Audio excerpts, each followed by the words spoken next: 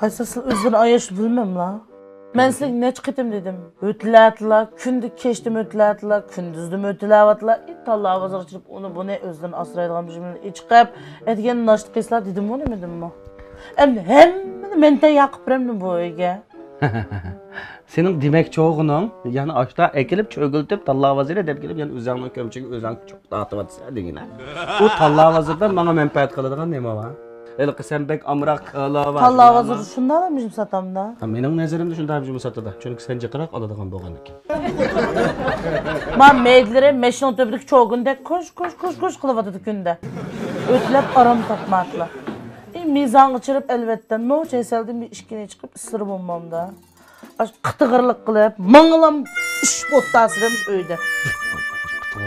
Şu seni qıt dep turmasam anlamaydigan neme sen. Hem iş mağa bu öyde. Hem iş mağa.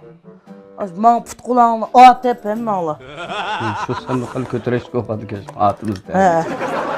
Mağa duptarxana eslekinse ötel pötelmiş küçük valladı ki. Çoğun adam dedi ki belgem. Qoşuqni alsa bu o'ttirolmay be. Hech bo'lmay erkakga qo'shiq olsin esqasliya. Shundan buni qo'ysa, qilsa.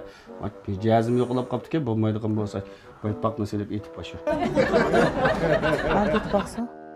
Joqimma, bu aysal degan gang yesam bu tatliq pishim bundan maydaga o'pkiga yo'talab o'tiramasam miyadan tos qilib atdim ishtab tazar. Mal laymun asal, unda qilmaydi yeb baqsa. Maymun asal?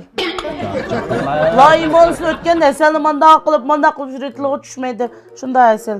Ala aldın mı körep baqsa? Duptarxana aslama o. Sen canlı kemimiz bunu oladigan narsa. Hala bir dağca çıksan da bir koç bekip. Voy şuna tit baqsa dedim.